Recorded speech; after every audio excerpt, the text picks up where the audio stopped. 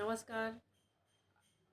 आज हम बहुत ही महत्वपूर्ण टॉपिक पर चर्चा करेंगे कि अगर जो आजकल सब लोग सरकारी नौकरी पाने की इच्छा करते हैं और चाहते हैं कि हम किस प्रकार से उसकी तैयारी करें कि हमारा उसमें सिलेक्शन हो जाएगा। जो भी कंपटीशन का एग्ज़ाम हम दें किस तरीके से करें, तो हम इन सब चीज़ों पर चर्चा करेंगे कि अगर जो आप किसी भी परीक्षा की तैयारी कर रहे हो, चाहे परीक्षा छोटी हो या बड़ी हो, किसी भी परीक्षा की तैयारी कर रहे हो कि तो आप किस प्रकार से परीक्षा की तैयारी करें कि आपका पहले ही प्रयास में निकल जाओ, आपका सिलेक्शन हो जाए पहले ही प्रयास में। तो वीडियो पूरा देखिएगा क्योंकि हम सारे टॉपिक क्लियर करेंगे कि हम किस प्रकार से तैयारी करें, किन किताबों का सहारा लें, कैसी किताबों का सहारा लें, या किसी भी परीक्षा की तैयारी करें तो हम उसका कैसे किस तरीके से करें कि हम पहले ही प्रयास में हमारा उसमें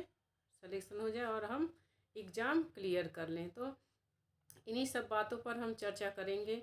और ख़ास करके अगर जो आप हिंदी की तैयारी कर रहे हैं तो मैं बेस्ट किताबें बताऊंगी जिससे आप तैयारी कर उसको पढ़ के आप एग्ज़ाम क्लियर कर सकते हैं और उसमें अच्छे रैंक भी ला सकते हैं। तो अगर जो किसी भी परीक्षा की आप तैयारी कर रहे हैं तो सबसे पहला पॉइंट है पाठ्यक्रम या सिलेबस। हमें जैसे किसी भी चीज़ की भर्ती निकली तो सबसे पहले उसका सिलेबस निकल जाता है कि इसमें ये चीज़ें याद करनी है और इसी से प्रश्न बनेंगे, इसी से क्वेश्चन आएंगे। तो अगर जो आप कोई परीक्षा का फॉर्म डाले हो तो सबसे पहले उसका सिलेबस देख लो। बिना सिलेबस के आप कितनी भी तैयारी कर लो, बिना सिलेबस के आपका उसमें क्लियर नहीं होगा एग्ज़ाम। सिलेबस पढ़ लेंगे तो सिलेबस पढ़ने से एक आधार मिल जाता है कि हमें क्या पढ़ना है और क्या चीज़ें नहीं पढ़नी है। तो सबसे पहले आपको सिलेबस चाहिए।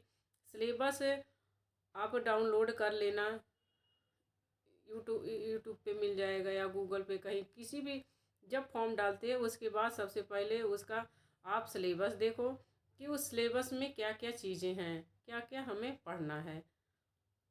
तो ये हो गया सिलेबस। बिना सिलेबस के आप तैयारी मत करना, नहीं तो कितना भी तैयारी करेंगे वह दिशा उसे नहीं मिल पाती है कि किस दिशा में तैयारी करनी है। आप किसी और टॉपिक को पढ़ रहे हो और वो टॉपिक उस सिलेबस में है ही नहीं जिस परीक्षा की तैयारी कर रहे हो, तो आपका पढ़ना बेकार चला जाएगा। परीक्षा की तैयारी करते समय हमें बहुत ही संभल के तैयारी करनी है कि हमारा जो परिश्रम है, समय, ये सब बेकार न जाने पाए। तो आप पाठ्यक्रम सबसे पहले उसका सिलेबस देखेंगे किसी भी परीक्षा की तैयारी कर रहे हैं। उसके बाद दूसरा नंबर पर आता है previous year question. Most important है कि अगर जो आप जिस परीक्षा की तैयारी कर रहे हैं उसके पिछले साल के पेपरों में, उसके पिछले पेपरों में क्या आया है। प्रीवियस ईयर क्वेश्चन सॉल्व करना बहुत ही इम्पोर्टेंट है क्योंकि इसमें से प्रीवियस ईयर क्वेश्चन से क्वेश्चन भी मिल जाते हैं परीक्षा में। कई सारे आप अभी तक एग्ज़ाम नहीं दिए हैं तो यह जान लीजिए कि प्रीवियस ईयर के क्वेश्चन 10-12 क्वेश्चन तो हर परीक्षा में मिल जाते हैं जो पिछली परीक्षाओं में पूछे गए रहते हैं।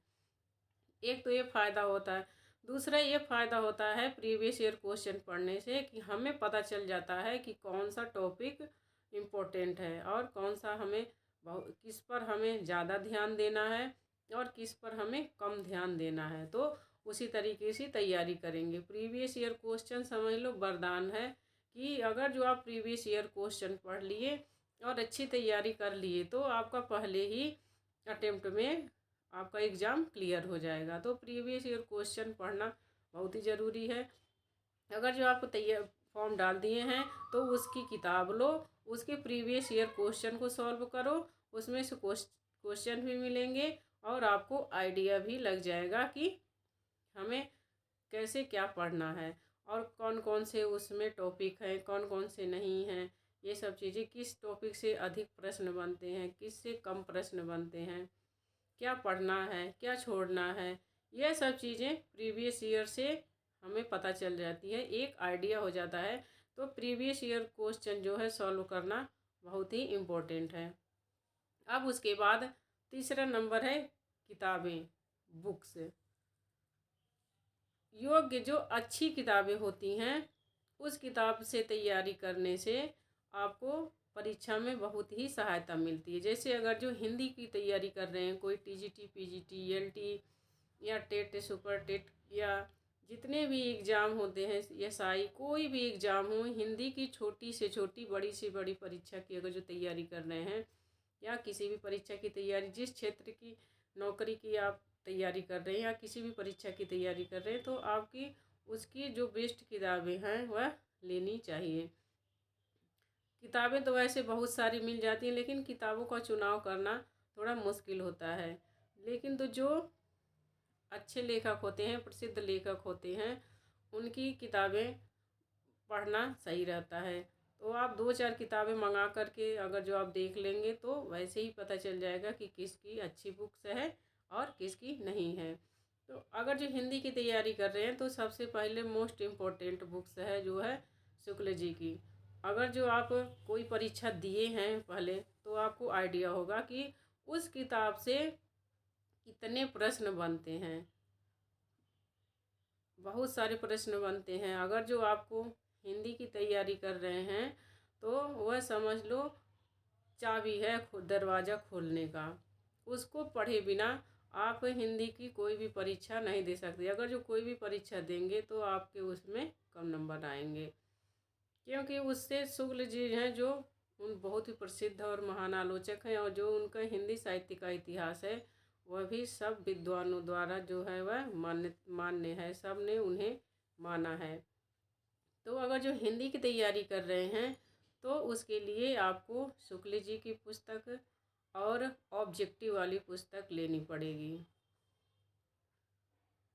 अच्छी किताबों का चुनाव करिए।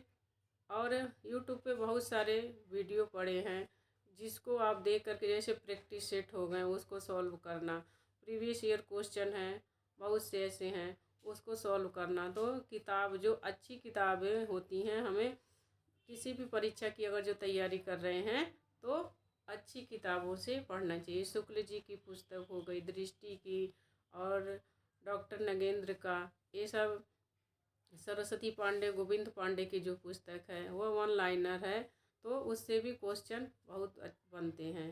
अब अगला हमारा टॉपिक है टाइम मैनेजमेंट।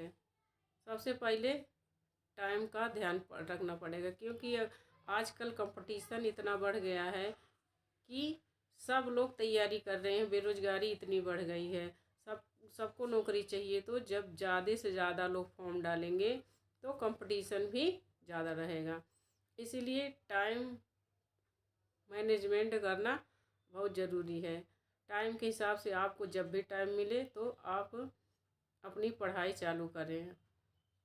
कम से कम 5-6 घंटा तो अगर जो अच्छे से पढ़ लेंगे तो उतना सही है। 5-6 घंटे की पढ़ाई में एग्ज़ाम क्लियर हो जाएंगे पहले ही प्रयास में। तो टाइम का विशेष ध्यान रखना है, और जब भी टाइम मिले तब भी पढ़ाई करिए। उसके बाद आगे है रुचि। जिस भी सब्जेक्ट में आपको रुचि हो उसी सब्जेक्ट की तैयारी करिए। अगर जो रुचि नहीं है किसी जिस सब्जेक्ट में तो उसको नहीं पढ़ना चाहिए, क्योंकि जब तक जिस चीज़ में हमारी रुचि है उसे हम मन से पढ़ते हैं, या कोई काम अगर जो करना है तो अगर जिस काम में हमें रुचि है तो वह हम काम मन लगा के करते हैं, उसमें हमारा मन भी लगता है और वह होता भी है। तो जिस भी आपको, जैसे सरकारी नौकरी की तैयारी कर रहे हैं, तो जिस भी विभाग में आपको रुचि हो उस विभाग की तैयारी करिए। ये नहीं कि अगर जो जिसमें मन नहीं लग रहा हो तो उसको मत पढ़िए। तो ये थे कुछ इम्पोर्टेंट है कि अगर जो हम किसी भी एग्ज़ाम को क्लियर करना चाहते हैं, किसी भी परीक्षा की तैयारी कर रहे हैं, तो हमें किन बातों का ध्यान रखना चाहिए। इन सब बातों का अगर जो हम ध्यान रखेंगे, ध्यान में रखते हुए तैयारी करेंगे, तो किसी भी परीक्षा में हम पास हो सकते हैं। कोई बड़ी से बड़ी परीक्षा हो या छोटी छोटी, बस हमें उसको मन लगा कर के तैयारी करनी है, दबाव में आकर नहीं या टाइम पास के लिए नहीं। अगर जो आप मन से करेंगे तब ज़रूर सक्सेस हो जाएंगे, आप ज़रूर सफल होंगे। क्योंकि आप जब अंदर से प्रेरित होंगे, जब खुद से मोटिवेट होंगे, तो आप उसको मन लगा के पढ़ेंगे, उसकी तैयारी भी मन लगा के करेंगे।